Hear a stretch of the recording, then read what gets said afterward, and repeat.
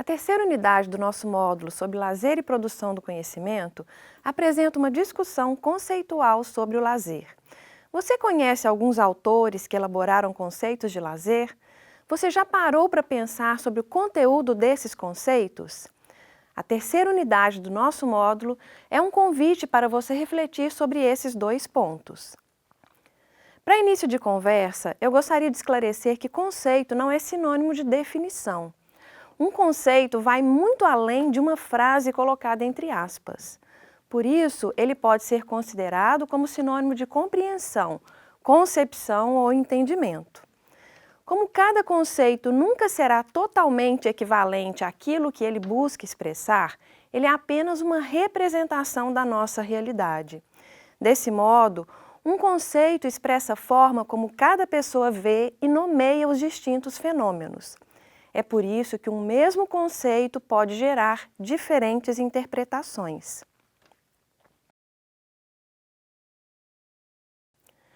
O primeiro tópico dessa unidade procura mapear os significados do lazer. A princípio, o lazer pode ser compreendido em três âmbitos distintos. O lazer é uma vivência cotidiana, da qual todas as pessoas podem desfrutar, seja festejando, jogando, passeando ou simplesmente contemplando o mundo. O lazer também é um objeto de estudos que vem sendo estudado de forma mais sistemática desde o início do século XX. Desde então, as abordagens sobre o lazer vêm se diversificando e abrindo novas perspectivas de análise. Por fim, a formação e a atuação profissional em lazer integram esses processos e, por isso, constituem mais um âmbito a ser considerado. Diferentes conceitos de lazer perpassam esses três âmbitos e, geralmente, eles são sistematizados a partir de diferentes pontos de vista. Entre eles, eu destaco o lazer como um contraponto do trabalho, como um tempo liberado ou como a própria ocupação do tempo livre. Outra possibilidade é o lazer como uma experiência subjetiva. E há também o lazer como uma dimensão da cultura. Vamos tentar entender melhor esses diferentes pontos de vista sobre o lazer? Vamos começar pelo binômio trabalho-lazer.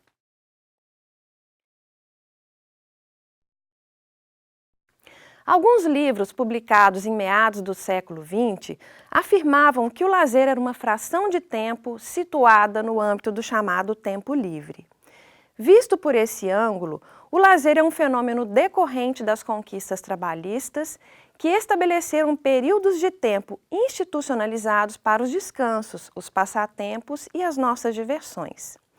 Assim, o lazer é materializado na forma da limitação da jornada de trabalho, das férias e dos finais de semana, todos eles remunerados. Eu vou dar dois exemplos sobre isso. Na década de 1950, Arnaldo Susequinde afirmava que o lazer é o período compreendido entre duas jornadas consecutivas de trabalho e os repousos obrigatórios, ou seja, o descanso semanal e as férias anuais.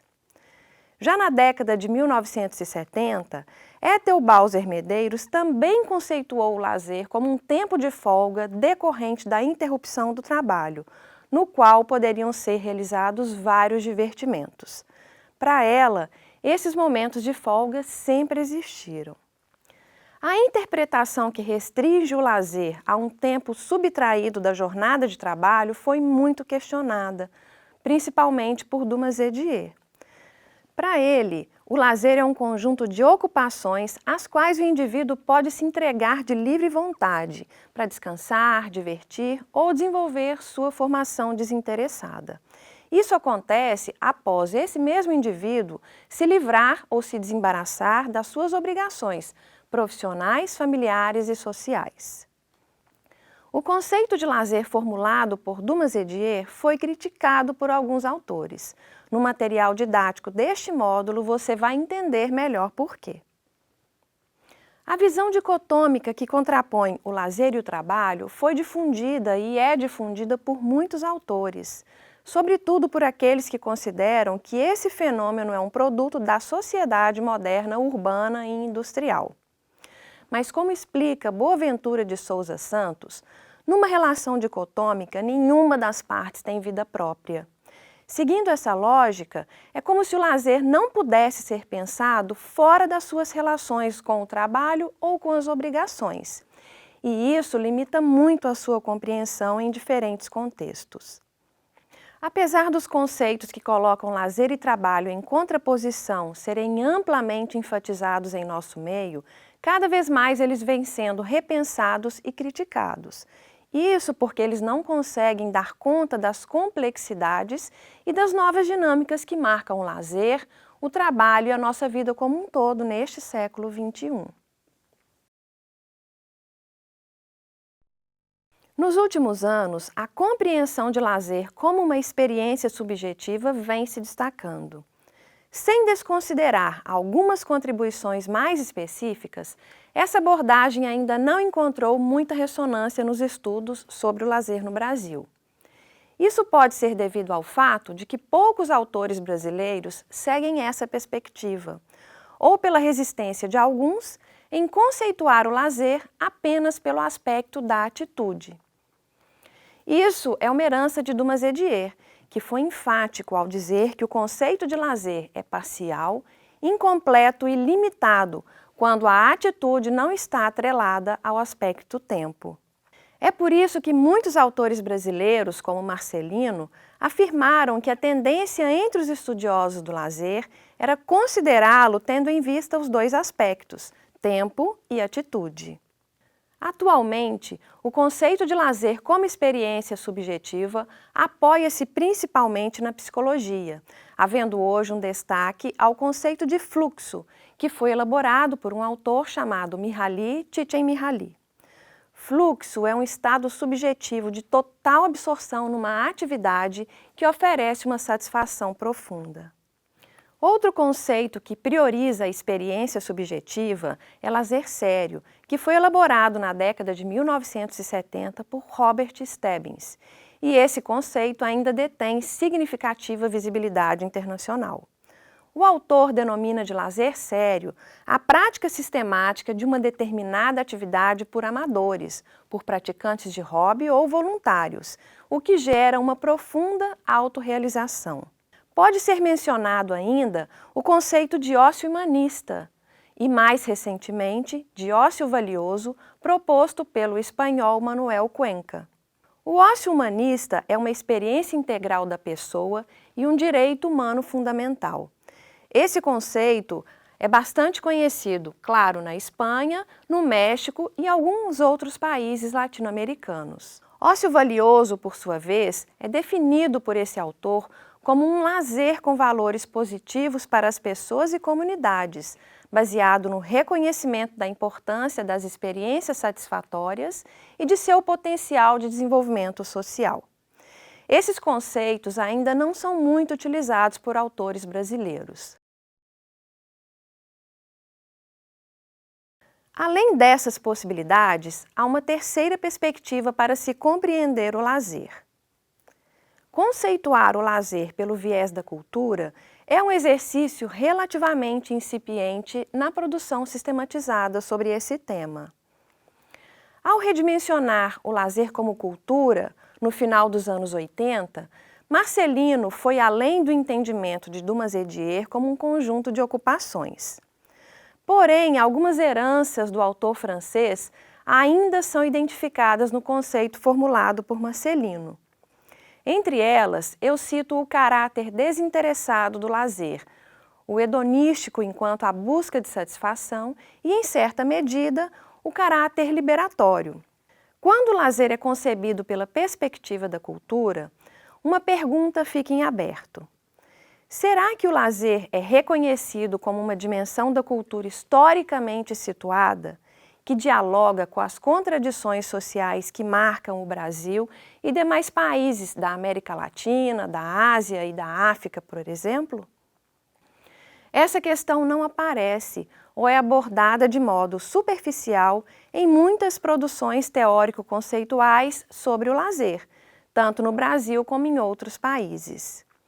Provavelmente, isso acontece porque, como muitas teorias sobre o lazer são elaboradas na América do Norte e na Europa, elas tendem a reforçar a visão de mundo, os princípios e os projetos políticos, entre outros elementos, que são formulados pelos seus autores. Afinal, um conceito expressa a forma como cada pessoa vê e nomeia os distintos fenômenos, constituindo, portanto, uma representação da realidade. Lembra que eu falei sobre isso?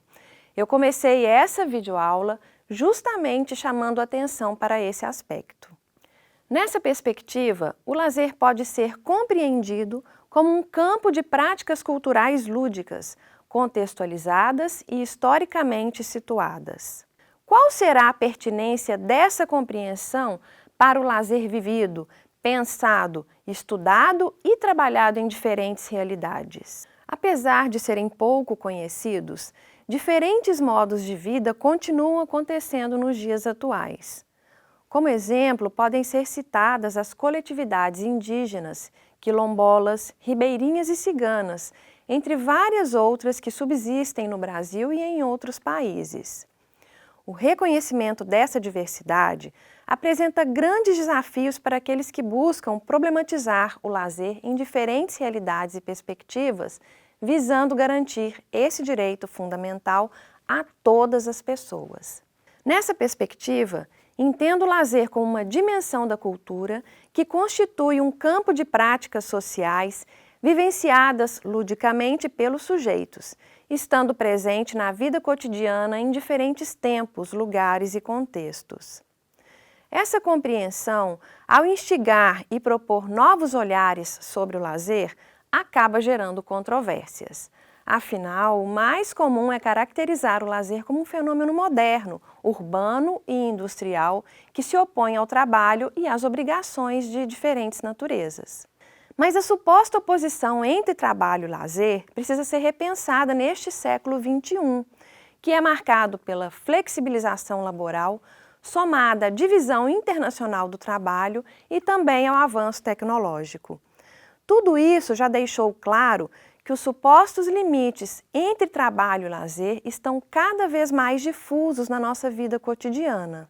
Esses são alguns dos exemplos que, inevitavelmente, fazem com que algumas das categorias tão enfatizadas nos conceitos de lazer precisam ser repensadas. Muitos estudiosos e profissionais ainda não reconhecem a existência do lazer em contextos minoritários, como os indígenas e os quilombolas, por exemplo. É como se o lazer não pudesse existir ali, pois aqueles contextos não correspondem necessariamente ao modelo hegemônico de sociedade. Mas se ficarmos presos a essa lógica, seguiremos invisibilizando, silenciando e marginalizando o lazer em determinados contextos. Para finalizar as reflexões propostas nessa unidade, te convido a ampliar o debate conceitual sobre o lazer. Você conhece alguns estudiosos brasileiros ou estrangeiros que formularam alguns conceitos de lazer? Os conceitos desses autores trazem elementos novos para o debate ou incorporam os mesmos fundamentos que já foram destacados aqui? Vamos seguir em frente, ampliando nosso conhecimento sobre o tema. Por isso, eu te desejo um ótimo estudo.